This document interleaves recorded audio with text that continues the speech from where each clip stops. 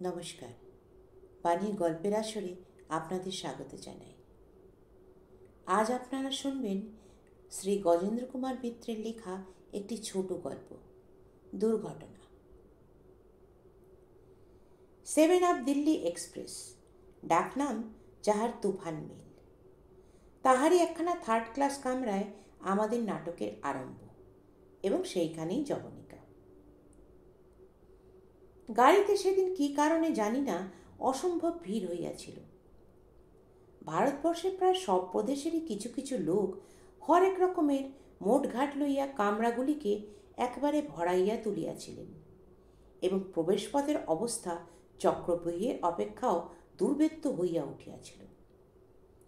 সেই অবস্থার মধ্যেও শেষ মুহূর্তে একটি প্রৌঢ় ভদ্রলোক যখন সকলকে ঠেলিয়া ঠুলিয়া সকলের তারস্বর প্রতিবাদে কর্ণপাত মাত্র না করিয়া উঠিয়া পড়িলেন, তখন যে আমরা সকলেই বিরক্ত হইয়াছিলাম তাহা বলাই বাহুল্য।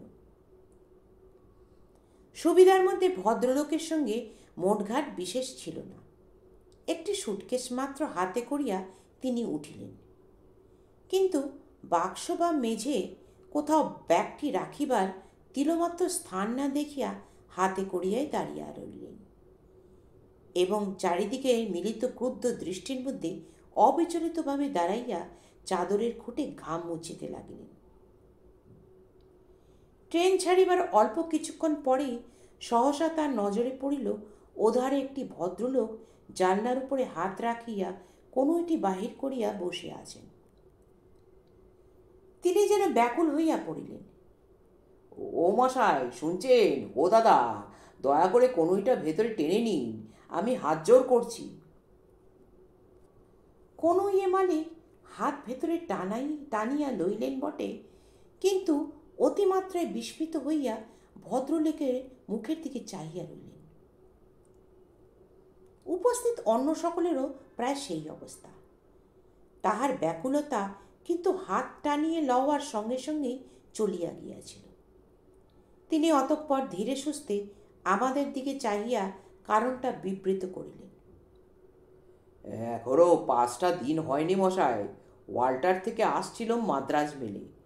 এক ভদ্রলোক অমনি কনুই বার করে বসেছিলেন। দেখতে দেখতে মশাই, আমার চোখের সামনে হাতখানি 3 টুকরো। কনুইটা রইল বাইরে, বগল আর হাত ভেতরে চলে এলো। চারিদিক থেকে একটা বিস্ময়ের গুঞ্জন উঠিল। যিনি কনুই বাহির করিয়া বসিয়াছিলেন তাহার তো রীতিমতো মুখ শুকাইয়া গেল। এই বলেন কি মশাই? আগে তবে আর অত ব্যস্ত হলুম কেন বলুন? ওধারের বেঞ্চ হইতে একটি মারোয়ারি যুবক বলিয়া উঠিল, লেকিন ক্যাসে কাটা বাবুজি? ভদ্রলোক একটু যেন উষ্ণভাবে কহিলেন, এটা আর সমঝা নেই? পাথর পাথর, পাহাড় কা উপর সে পাথর গিরা। ভয় ভয় প্রশ্ন করিলাম, বলেন কি মশাই, পাহাড়ের উপর থেকে পাথর পড়ে বেচারার হাতটা কেটে গেল?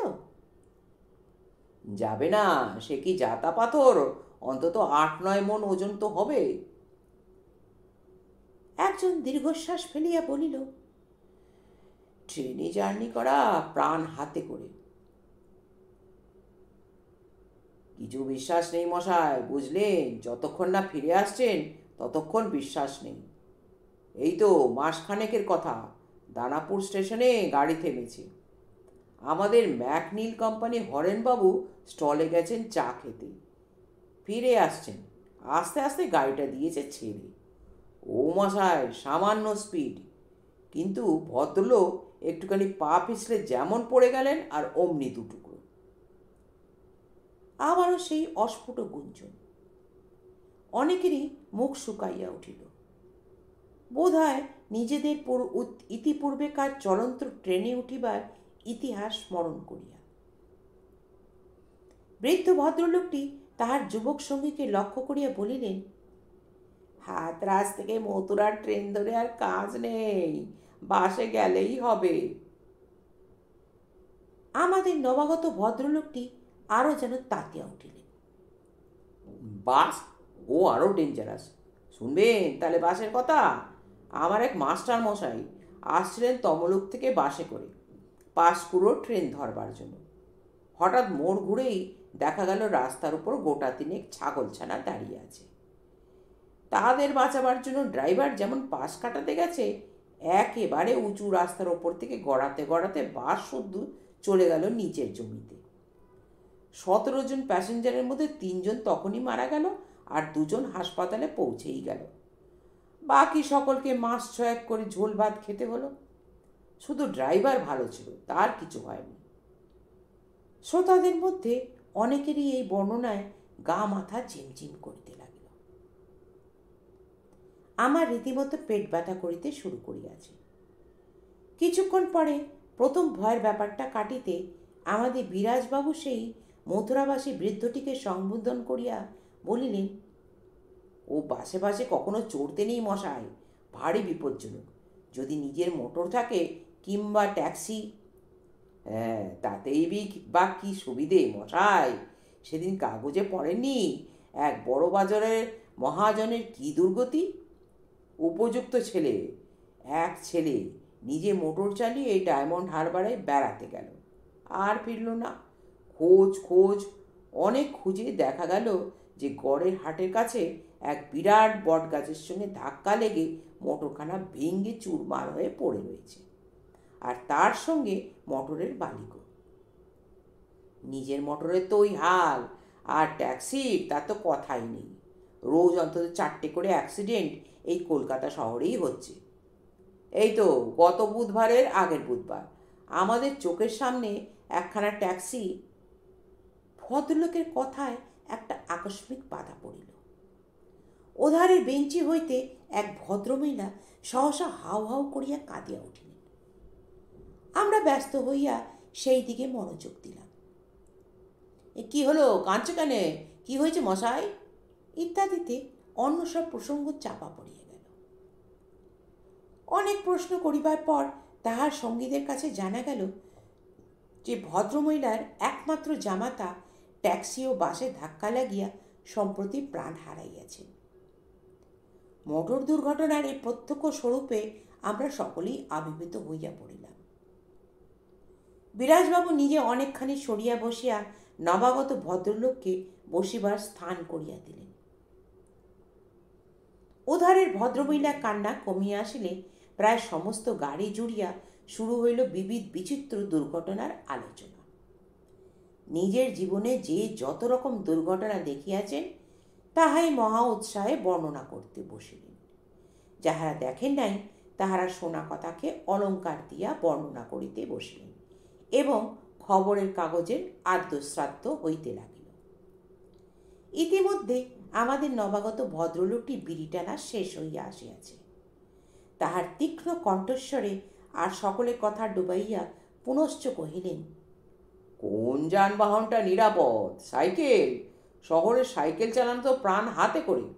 এই বুঝি ট্রামের সঙ্গে ধাক্কা লাগলো, ওই বুঝি বাস চাপা পড়ল। সর্বদা এই ভয়। ঘোড়ার গাড়ির তো কথাই নেই, ঘোড়া খেপে উঠলেই চোখে অন্ধকার। প্রভাত মুখুর্জি কি অনুরূপা দেবীর গল্পের নায়ক যদি কাছাকাছি থাকে তবেই রক্ষে। রাশ টেনে ঘোড়াকে আটকাবে, যদি গাড়ির নায়িকা হবার উপযুক্ত কেউ থাকে তো, নইলে শটান নিমতলার ঘাটে। এক অর্বাচীন বালক বলিয়া ফেলিল, আগেকার হেঁটে যাওয়াই ভালো ছিল। ওরে বাবা, বিংশ শতাব্দীর সভ্যতায় তো পদচারীদের স্থানই নেই। ট্রাম, বাস, মোটর, ঘোড়া এসব তো আছেই, মায়ের রিক্সা চাপা পড়া পর্যন্ত। আর যেখানে গাড়ি ঘোড়া নেই সেখানে সাপ খোপ আছে। সম্মুখের বৃদ্ধ ভদ্রলোকটি ফোঁস করিয়া দীর্ঘশ্বাস ফেলিয়া বলিলেন, বাইরে বেরোলেই অপঘাত, মৃত্যুর আশঙ্কা। তার চেয়ে ঘরে বসে থাকাই ভালো।